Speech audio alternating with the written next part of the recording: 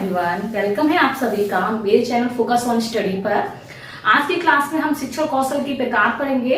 इससे पहली क्लास में हमने शिक्षण कौशल का अर्थ पढ़ा था, परिभाषा पढ़ी थी, और आज की क्लास में हम पढ़ेंगे शिक्षण कौशल के कितने प्रकार हैं, किसने दिए हैं।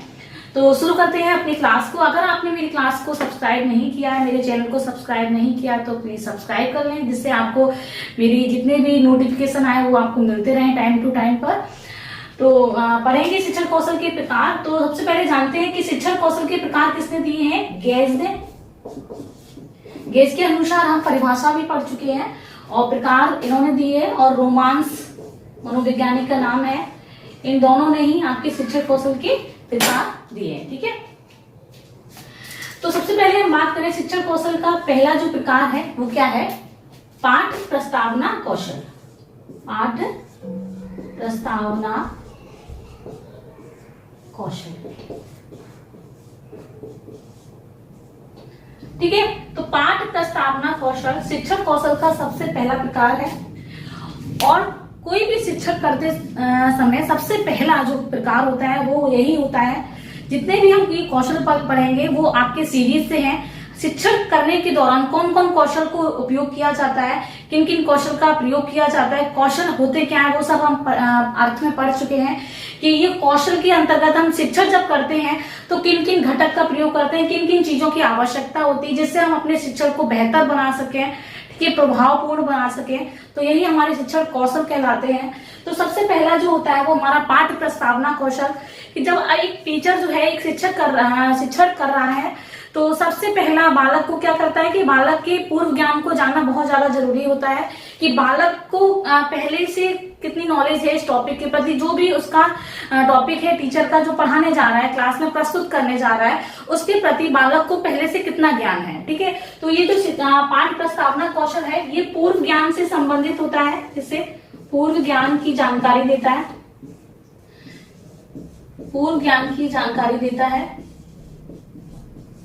कि बालक को पहले से टॉपिक के प्रति कितनी जानकारी है। ठीक है, तो पाठ प्रस्तावना के अंतर्गत पूर्व ज्ञान की जानकारी का पता चलता है। जो भी प्रश्न करते हैं शिक्षक वो पूर्व ज्ञान से संबंधित ही होने चाहिए। ऐसे प्रश्न होने चाहिए जो बहुत ज्यादा सरल हो, बेसिक प्रश्न हो, जिससे बालक पहले से ही अपनी जानकारी जिसके प्रति रखता है, और हमारे जो परिवेश है, हमारे परिवेश से जुड़े हुए प्रश्न होने चाहिए।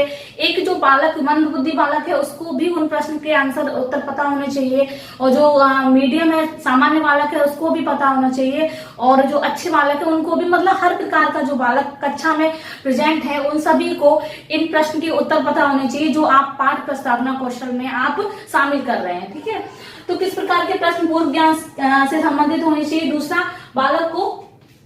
बालक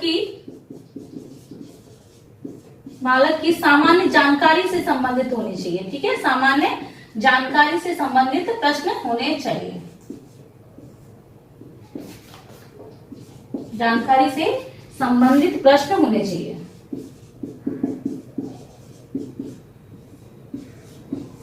ठीक है, तो ये दो पॉइंट हैं, इसी में ही प्रस्तावना प्रश्न में शामिल किया जाता है इनको।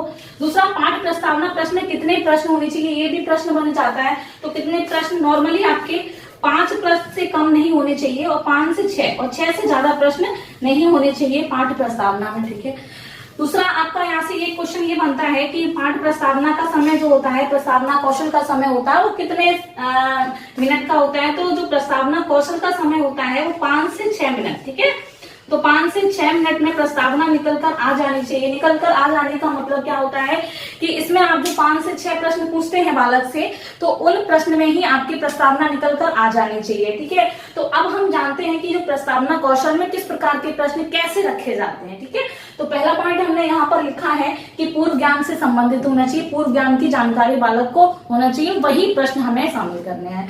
तो जैसे हम कोई टॉपिक लेते हैं, हमें बच्चों को बताना नहीं है क्लास में कि हमारा टॉपिक क्या है, कि हम आपको क्या पढ़ाने जा रहे हैं। बालक खुद ब खुद अपने ही आप से बालक गैस करेगा। जो आप प्रश्न पूछेंगे उन प्रश्न के माध्यम से बालक खुद समझ जाएगा कि आज का हमारा टॉपिक क्या होगा। ठीक है, तो सबसे पहले जब टीचर प्रश्न करेगा, तो जैसे हमने एक टॉपिक हमारा है कि हम जल के बारे में बच्चों को पढ़ाने चाह रहे हैं, तो जल से ही संबंधित हमारे प्रश्न होने चाहिए, और लास्ट में जो क्वेश्चन निकल कर आए जिसका बालक उत्तर नहीं दे पाएगा, वही जो क्वेश्चन है उसी का ही हमें एक्सप्लेनेशन अपने टॉपिक के अंतर्गत देना होता है। ठीक है, तो जैसे हमने पहला प्रश्न पूछा बालक से कि बताइए हमारे परिवेश में हमारे जीवन जीने के लिए सबसे महत्वपूर्ण किन किन चीजों की आवश्यकता होती है। तो बालक सभी जानते हैं इस प्रश्न का आंसर कि क्या हमारे जीवन जीने के लिए आवश्यक है। तो बताएंगे बच्चे आंसर कि हमारे जीवन जीने के लिए पेड़ पौधे बहुत जरूरी है, भोजन बहुत जरूरी है, जल बहुत जरूरी है, वायु बहुत जरूरी है, ऑक्सीजन बहुत जरूरी है। तो इस प्रकार से हर बच्चा अलग अलग आंसर देगा। ठीक है, तो आपका जो टॉपिक है आप वहीं से जो आंसर दिया है बच्चों ने उस आंसर से ही आप क्वेश्चन बना लेंगे। जो आपका टॉपिक है आपको पता है कि आपको कौन सा टॉपिक यहाँ से निकालना है। ठीक है, तो आपका टॉपिक है जल, तो आपने जल वाला क्वेश्चन यहाँ से बना लिया कि बताइए अच्छा बताओ बच्चों की जल जो है, जल कहाँ कहाँ आपको देखने को मिलता है। तो बच्चे बताएंगे कि तालाबों में देखने को मिलता है जल, नदियों में देखने को मिलता है, समुद्र में देखने को मिलता है। ठीक है, तो इस तरीके से प्रत्येक बच्चा जो है आंसर देगा।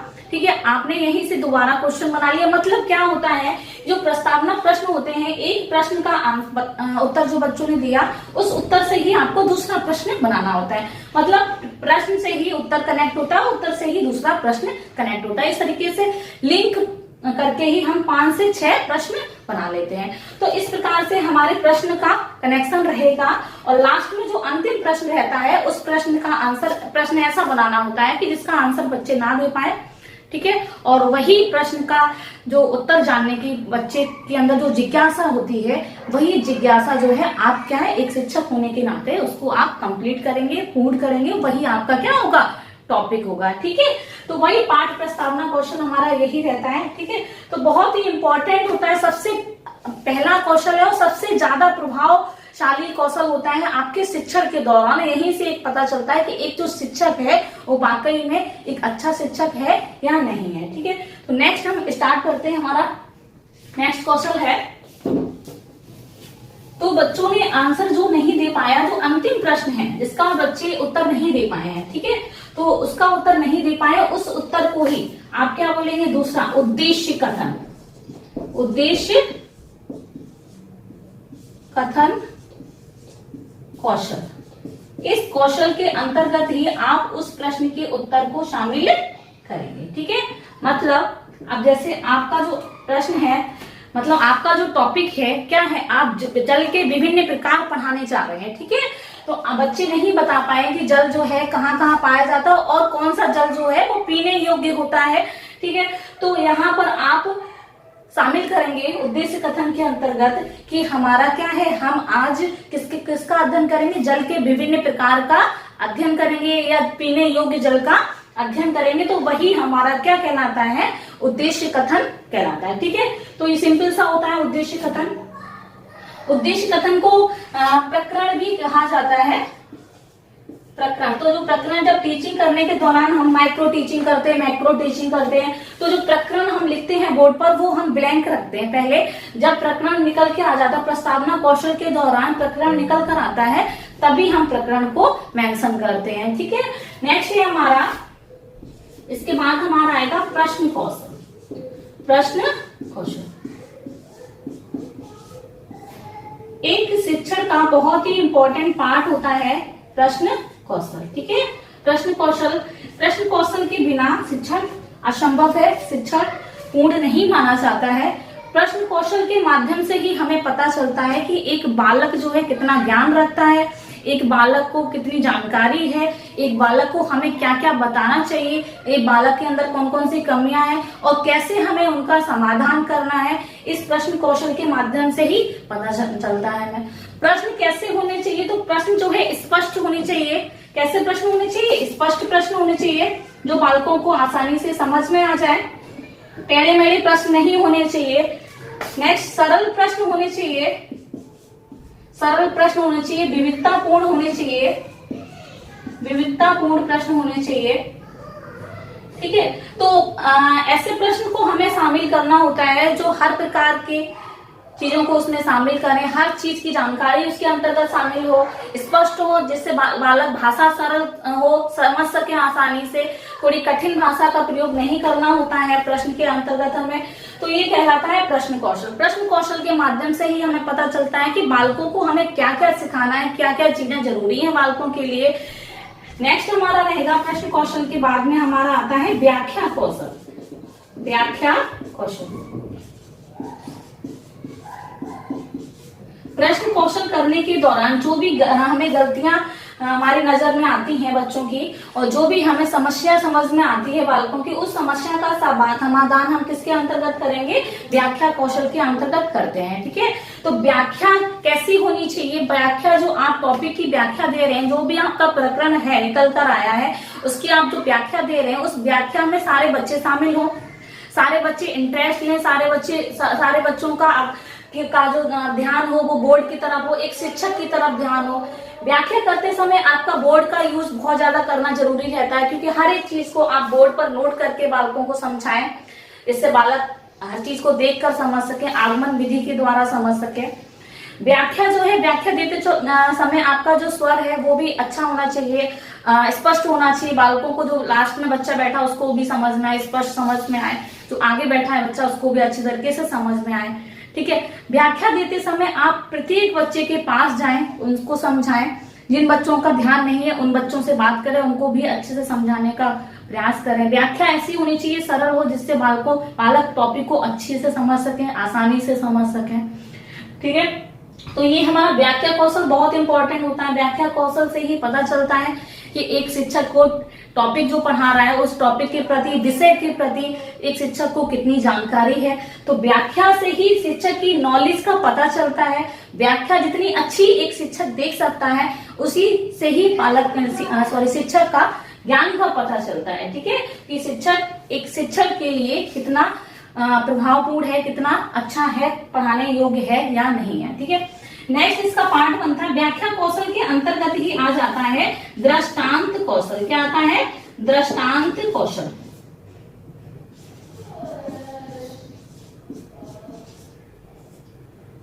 व्याख्या कौशल के ही अंतर्गत क्या आ जाता है? दृष्टांत कौशल। ठीक है, तो दृष्टांत कौशल इसी का ही पार्ट होता है, व्याख्या कौशल का ही पार्ट होता है। तो दृष्टांत कौशल मैंने अभी आपको बताया था कि व्याख्या देते समय हमें बोर्ड का बहुत ज्यादा यूज करना जरूरी रहता है। टीएलएम जितना ज्यादा हम यूज कर सकें उतना ही ज्यादा बेहतर तरीके से बच्चे अच्छे से व्याख्या को समझ सकेंगे। ठीक है, तो दृष्टांत के माध्यम से, दृष्टांत में आपको क्या आगमन विधि को फॉलो करना होता है। आगमन विधि, आगमन विधि दृष्टांत के अंतर्गत कौन सी विधि आती है? आगमन विधि आती है। और दृष्टांत होते कितने प्रकार के? 2 प्रकार के दृष्टांत होते हैं। कितने प्रकार के? 2 प्रकार के दृष्टांत होते हैं। पहला होता है मौखिक दृष्टांत, मौखिक दृष्टांत, और नेक्स्ट होता है आपका लिखित दृष्टांत, मौखिक व लिखित दृष्टांत। तो पूछा जाता है एग्जाम में दृष्टांत कितने प्रकार के होते हैं? 2 प्रकार के, 3 प्रकार के, 4 प्रकार के ऑप्शन में लिखकर आ जाएगा। तो आपको याद होना चाहिए कि दृष्टांत कितने प्रकार के होते हैं? 2 प्रकार के कौशल, दृष्टांत कौशल। ठीक है, मौखिक दृष्टांत के अंतर्गत क्या हो जाता है कि जो आप व्याख्या दे रहे हो, व्याख्या देते समय आप जिस विधि का प्रयोग कर रहे हैं, या आगमन विधि के अंतर्गत आप क्या बोर्ड का यूज कर रहे हो, जो चीज दिख रही है, तो जो चीज हमें स्पष्ट में दिखाई दे रही है, जिसको हम छू सकते हैं, कोई भी हम चार्ट दिखा रहे हैं, मॉडल दिखा रहे हैं, ठीक है, तो किसी भी प्रकार की ऐसी सामग्री दिखा रहे हैं जिसको बच्चा टच करके देख सकता है, स्पष्ट देख सकता है, ठीक है, प्रत्यक्ष रूप से देख सकता है। मूर्त वस्तु का जो उदाहरण होता है वो लिखित दृष्टांत के अंतर्गत आ जाता है। मौखिक दृष्टांत में क्या आएगा? तो मौखिक दृष्टांत जैसे हमारी कहानी हो गए, चुटकुले हो गए, कोई भी हम उदाहरण देखकर बालक को समझाते हैं, किसी भी प्रकार की पहेली के द्वारा बालक को हम समझाते हैं, जिससे बालक का ज्ञान बेहतर बन सके, व्याख्या अच्छे से समझ में आ सके, तो वो क्या कहलाती है?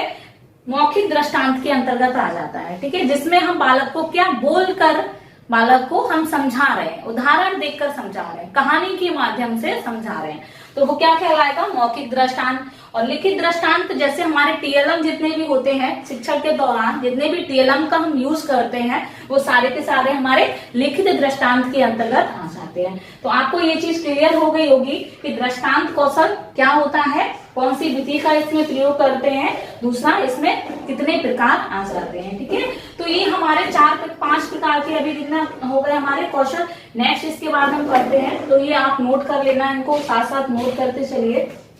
ठीक है, नेक्स्ट इसके बाद हमारा रहेगा छात्र सहभागिता कौशल। क्या रहेगा? छात्र सहभागिता कौशल। ठीक है, दृष्टांत कौशल के बाद क्या है? 6 नंबर का है छात्र सहभागिता, छात्र सहभागिता कौशल।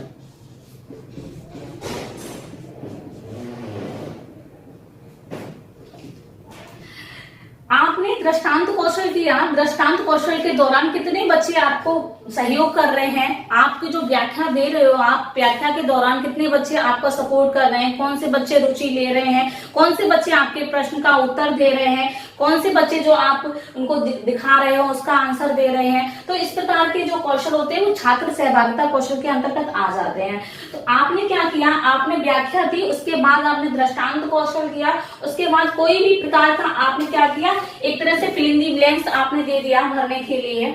ठीक है, आपने फ्लैश कार्ड दिखाया, कोई भी चीज आपने बच्चों को शो की। ठीक है, इससे क्या होता है कि बालक को आपने बोर्ड पर बुलाया और आपने उनको फिल करने के लिए बोला। जैसे बालक उसको फिल करेंगे तो आपको पता चलेगा कि बालक ने आपकी व्याख्या को बहुत ही बेहतर तरीके से समझा है। तो बालक ने क्या किया? आपने व्याख्या दी, दृष्टांत किया, प्रश्न कौशल किया, तो इन सबको बालक ने क्या बहुत ही रुचि पूर्वक समझा है, बहुत ही इंटरेस्ट से समझा है, ध्यान से समझा है, इसीलिए वो आपके प्रश्न का उत्तर दे पा रहा है। तो ये क्या कहलाएगा? छात्र सहभागिता कौशल। मतलब आप टीचर हो और शिक्षण कर रहे हो, एक शिक्षण प्रभावपूर्ण बेहतर तरीके से आपका तभी सफल हो सकता है जब आपके बच्चे, आपके स्टूडेंट आपको सपोर्ट करें। ठीक है, रुचि ले, इंटरेस्ट ले, ध्यान से आपको समझे, ध्यान से सुने, तभी आपको पढ़ाने में भी इंटरेस्ट आएगा और आपका जो शिक्षण जो आप दे रहे हो वो भी आपका अच्छा बनेगा। ठीक है, तो यही यहाँ पर क्या कहलाता है? छात्र सहभागिता कौशल कहलाता है। ठीक है, नेक्स्ट आपका आएगा 7 नंबर है उद्दीपन परिवर्तन कौशल। उद्दीपन परिवर्तन कौशल।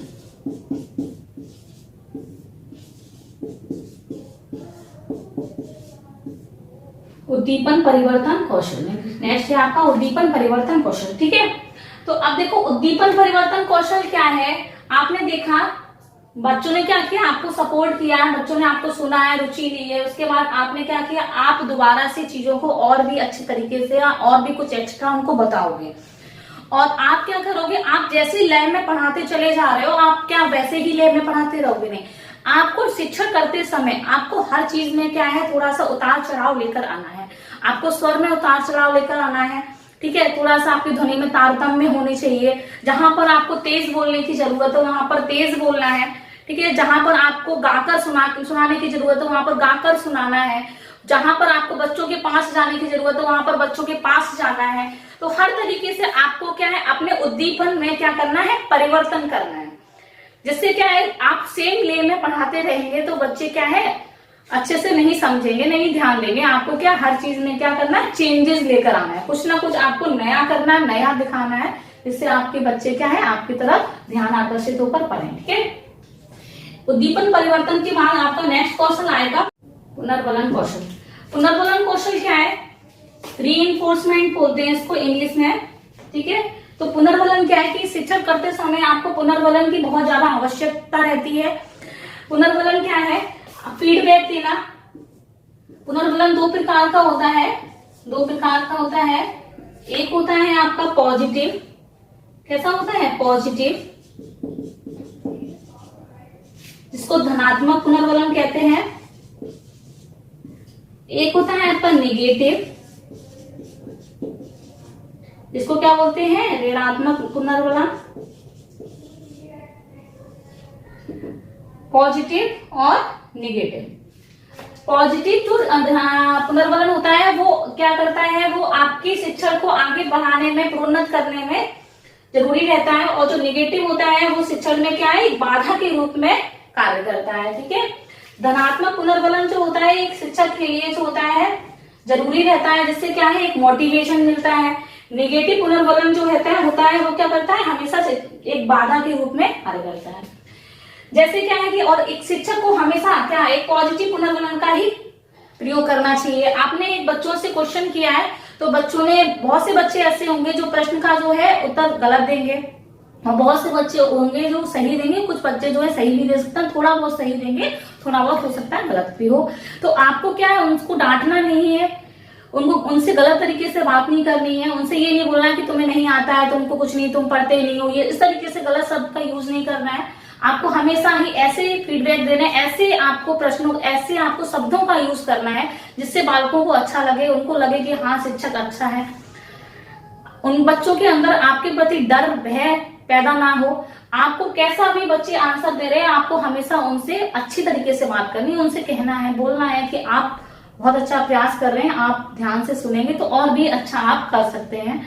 ठीक है, तो हमेशा आपको क्या है एक अच्छे शब्दों का प्रयोग करना, क्योंकि आप शिक्षक हैं। एक शिक्षक अच्छे शब्दों का, पॉजिटिव वर्ड्स का अगर यूज नहीं करेगा तो कौन करेगा। अगर आप बच्चों को बेहतर बनाना चाहते हैं तो आपको हमेशा बच्चों से क्या है एक बेहतर तरीके से आपको बात करनी है। ठीक है, तो पॉजिटिव क्या रहता है, हमेशा आगे बढ़ाने में, आगे बच्चों को मोटिवेट करने में काम करता है, और ये हमेशा पीछे धकेलने में, बच्चों को निगेटिव बनाने में निगेटिव पुनर्बलन कार्य करता है। ठीक है, तो ये आपका था पुनर्बलन कौशल,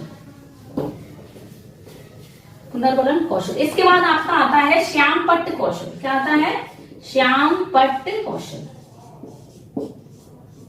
श्यामपट्ट कौशल। श्यामपट्ट कौशल आया तो जरूर है बाद में, लेकिन आपको श्यामपट्ट का प्रयोग तो शिक्षक क्लास में आपने एंट्री की और आपने कुछ पढ़ाना शुरू किया या कुछ बच्चों से बात करना शुरू किया, बच्चों से कुछ पूछना शुरू किया, तो श्यामपट्ट का प्रयोग तो वहीं से होना प्रारंभ हो जाता है। हर एक शब्द को बोर्ड पर लिख लिख कर समझाना, बच्चे उत्तर दे रहे हैं उसको भी बोर्ड पर लिखना बहुत ही जरूरी रहता है। ठीक है, तो श्यामपट्ट कौशल, श्यामपट्ट जो होता है एक शिक्षक का सच्चा मित्र भी कहा जाता है, श्यामपट्ट। ठीक है, श्यामपट्ट के बिना शिक्षक हो ही नहीं सकता है, बेहतर भी नहीं बन सकता और हो भी नहीं सकता है। ठीक है, तो श्यामपट्ट कौशल बहुत ही आवश्यक होता है इसके लिए, शिक्षक के लिए। नेक्स्ट है आपका सबसे लास्ट में पुनरावृत्ति कौशल, पुनरावृत्ति कौशल। पुनरावृत्ति मतलब जितना भी कुछ आपने पढ़ाया है बच्चों को, जो भी कुछ आपने पढ़ाया है उस सबको आप एक बार क्या करेंगे, रिवाइज करेंगे। एक बार आप रिवाइज करेंगे, रिवाइज से क्या होता है पता चलेगा कि बालकों को कहाँ पर समझ में नहीं आया, कौन से बच्चों को अच्छा समझ में आया, कौन से को नहीं समझ में आया। प्रश्न के माध्यम से, ये जो पुनरावृत्ति प्रश्न होते हैं इनके माध्यम से आपको पता चलेगा कि आपका शिक्षण जो है कितना आपका सफल रहा है। इस पुनरावृत्ति प्रश्न के माध्यम से बालक जो है उनका ज्ञान भी कैसा बनेगा, स्ट्रॉन्ग, मजबूत बनेगा और स्थायी बनेगा। ठीक है, तो जो पुनरावृत्ति प्रश्न है वो अंतिम हो जाता है कौशल। तो इस प्रकार के ये आपके सारे कौशल थे। मुझे आशा है कि आप सभी को बहुत अच्छे से समझ में आया होगा और आप मेरी क्लास को देखते रहे। ठीक है, मैं आपको कोशिश करूंगी कि मैं आपको शिक्षण कौशल आपको बेहतर तरीके से समझाऊं। ठीक है, तो आज के लिए रखते हैं इतना ही, और जहां पर भी आपको नहीं समझ में आया तो प्लीज कमेंट करके जरूर बताएं। क्लास कैसी लगी है तो आप प्लीज क्लास को जरूर बताएं कि आपने क्लास आपको कैसी लगी है। ठीक है, तो आज के लिए इतना ही रखते हैं, नेक्स्ट क्लास में मिलते हैं। धन्यवाद।